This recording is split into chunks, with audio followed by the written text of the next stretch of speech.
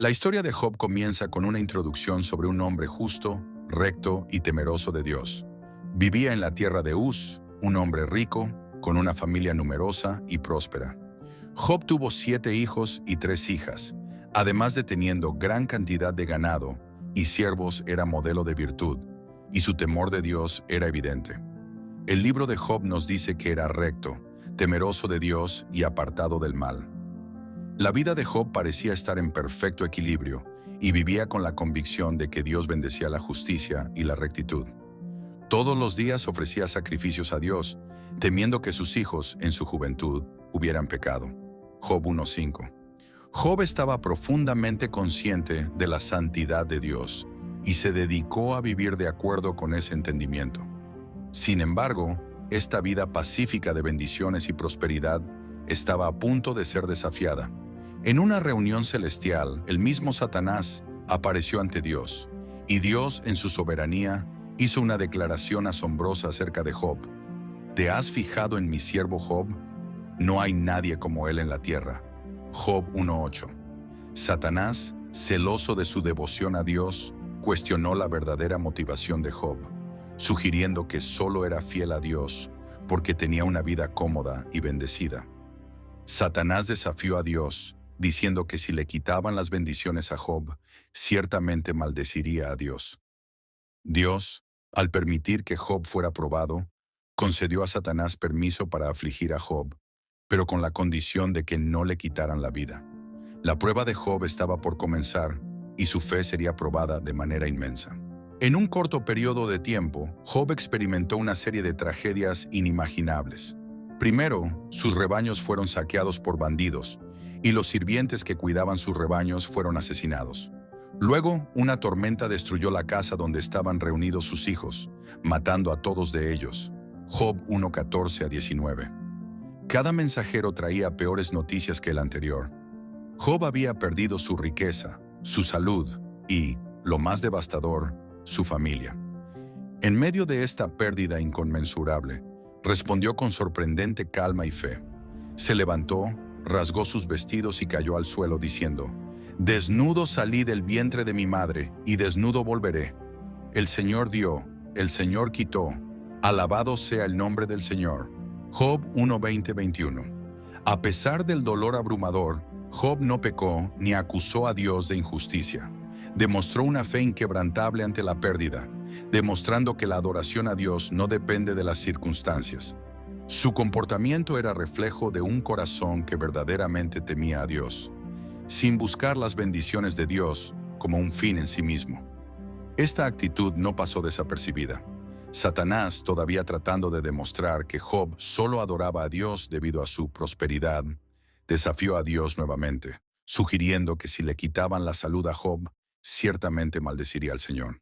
Dios permitió que Satanás afligiera aún más la vida de Job.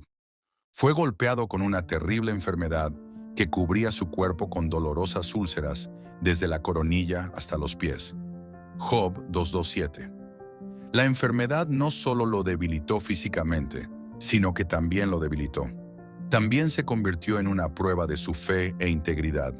Job, ahora con mucho dolor, se sentó sobre las cenizas y usó un trozo de baldosa para rascarse. Su esposa, al ver la terrible situación de su marido, dijo: «¿Aún conservas tu integridad? Maldice a Dios y muere». Job 2:9. El dolor físico estuvo acompañado de un dolor emocional y espiritual aún más profundo, y su esposa, desesperada, le sugirió que abandonara su fe. Pero Job, con el corazón quebrantado pero fiel, respondió: «Hablas como un tonto. ¿Aceptaremos el bien de Dios y no aceptaremos el mal?». Job 2:10. Job sabía que el dolor y el sufrimiento eran parte de la experiencia humana, pero también sabía que Dios seguía siendo digno de confianza, incluso en medio del sufrimiento.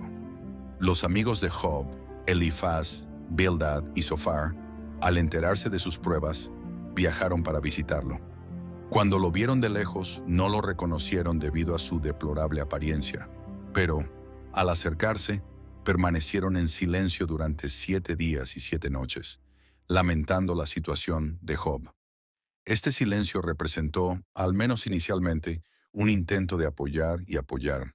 Solidaridad de amigos. Después de 7 días de silencio, los amigos de Job comenzaron a hablar. Creían que el sufrimiento de Job era el resultado de algún pecado grave, una forma de castigo divino. Elifaz, Bildad y Sofar intentaron explicar el sufrimiento de Job basándose en la idea de que todo sufrimiento es una consecuencia directa del pecado, una visión común en su cultura. Elifaz, en particular, sugirió que Job estaba siendo castigado por algo que había hecho, aunque no sabía qué era. Él dijo, «Recordad, ¿quién murió siendo inocente? ¿Dónde fueron destruidos los justos?» Job 4:7. El mensaje implícito en sus palabras era que Job debía arrepentirse, porque estaba siendo castigado por algún pecado oculto. Job, sin embargo, negó cualquier pecado específico que hubiera cometido. Continuó clamando a Dios, desafiando a sus amigos y diciendo, «Sé que mi Redentor vive». Job 19:25. Se aferró a su integridad, pero al mismo tiempo comenzó a cuestionar el propósito de su sufrimiento. Job no vio su sufrimiento como un castigo, sino como una prueba misteriosa que no podía comprender.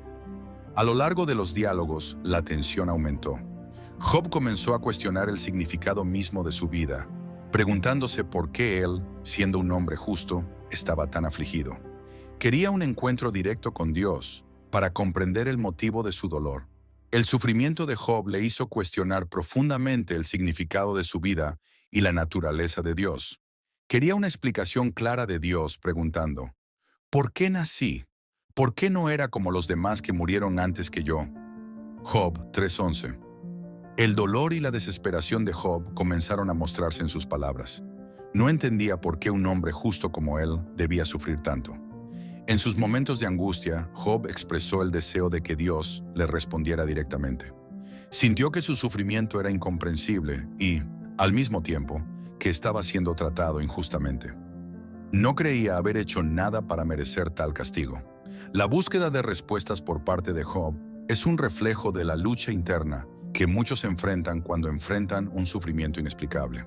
Sin embargo, Dios no respondió a Job de inmediato, pero cuando lo hizo, no le dio una explicación directa del sufrimiento de Job. En cambio, Dios cuestionó a Job sobre su comprensión de la creación y el control divino sobre el universo. ¿Dónde estabas cuando fundé la tierra? Háblame si tienes comprensión. Job 38:4. Dios le mostró a Job que su sabiduría y poder están más allá del entendimiento humano. Después de un largo periodo de sufrimiento y cuestionamiento, Dios finalmente respondió a Job. Pero contrariamente a lo que Job esperaba, Dios no ofreció una explicación directa del sufrimiento de Job. En lugar de eso, lo desafió con una serie de preguntas que resaltaron su infinita sabiduría y su soberanía. Control sobre toda la creación. Dios preguntó a Job, ¿dónde estabas cuando fundé la tierra? Dime si tienes entendimiento. Estas preguntas, que abordaban la creación del mundo, los fenómenos naturales y los misterios del universo, mostraron a Job la inmensidad de la sabiduría de Dios. Dios le hizo entender que la creación y el mantenimiento del universo estaban bajo su absoluta autoridad. No era el momento para que Job cuestionara el plan divino, ya que no tenía la capacidad de comprender la magnitud del universo entero y cómo todas las cosas encajan en el propósito divino. Dios continuó preguntando sobre las maravillas de la naturaleza y los secretos del cosmos, desafiando a Job a comprender la complejidad de la creación y el orden que Dios había establecido. ¿Puedes atar las constelaciones de Orión o aflojar las cuerdas del cinturón de Orión? Job 38:31. Estas preguntas no tenían respuesta, pero sirvieron para enseñarle a Job que no podía entender los designios de Dios con su visión humana limitada. La respuesta de Dios no fue una explicación directa del sufrimiento de Job, sino una revelación de la majestad y el misterio divino de Dios. Dios quería que Job viera que, aunque su sufrimiento era real y doloroso, no podía comprender plenamente el plan de Dios. La grandeza de Dios estaba más allá de su comprensión humana, y su confianza debe estar basada en la sabiduría y el poder de Dios, incluso en medio del sufrimiento. Después de escuchar las poderosas palabras de Dios y darse cuenta de la grandeza y soberanía del Señor, Job finalmente entendió su posición ante Dios. Respondió, «Sé que tú puedes hacer todas las cosas, y ninguno de tus planes puede ser frustrado. He oído hablar de ti, pero ahora mis ojos te ven. Por eso me aborrezco y me arrepiento en polvo y ceniza. Job 42, 2-6. Job, en su humildad, reconoció que aunque había cuestionado el sufrimiento y la justicia de Dios, no tenía la capacidad de comprender el plan divino. Lamentó su desesperación y sus palabras de indignación. Job reconoció que Dios, en su infinita sabiduría, estaba más allá del cuestionamiento humano. Se arrepintió de haber desafiado la sabiduría divina y se postró con humildad, reconociendo el señorío de Dios sobre todas las cosas. La restauración de Job fue inmediata. Dios, en su misericordia, no solo le restauró la salud, sino que también duplicó su riqueza. Recibió el doble que antes y fue bendecido con una nueva familia. Job tuvo otros hijos e hijas, y sus últimos días fueron más prósperos que los primeros. Dios le dio a Job una nueva perspectiva de la vida y una nueva comprensión de su justicia y sabiduría. Job 42, 10-17. Dios también habló a los amigos de Job, reprendiéndolos por sus palabras inapropiadas y diciéndoles que Job había hablado correctamente acerca de él. Dios les pidió que ofrecieran sacrificios de arrepentimiento y Job oró por ellos, intercediendo por su restauración. Este acto de perdón e intercesión por sus amigos fue señal del corazón humilde y perdonador de Job, que incluso después del sufrimiento mantuvo su integridad. El legado de Job es un testimonio de fe, paciencia y confianza en Dios, incluso en las circunstancias más difíciles. La historia de Job nos enseña que el sufrimiento, aunque doloroso, no es una señal de rechazo de Dios, sino que puede ser un camino hacia una comprensión más profunda de su soberanía y misericordia. Job nunca recibió una explicación directa de su sufrimiento, pero su confianza en Dios fue restaurada y profundizada. Aprendió que Dios es digno de confianza, incluso cuando no entendemos las razones de nuestro sufrimiento. La historia de Job nos desafía a confiar en Dios en todas las circunstancias, incluso cuando el sufrimiento y la adversidad parecen insoportables. Job nos enseña que aunque no podemos entender todo lo que sucede, podemos tener fe en que Dios siempre tiene el control y que usará incluso el sufrimiento para ayudarnos, moldearnos a su imagen. La restauración de Job es un poderoso recordatorio de que después de las pruebas viene la bendición y que la fidelidad a Dios en medio del dolor es una manera de honrar su soberanía.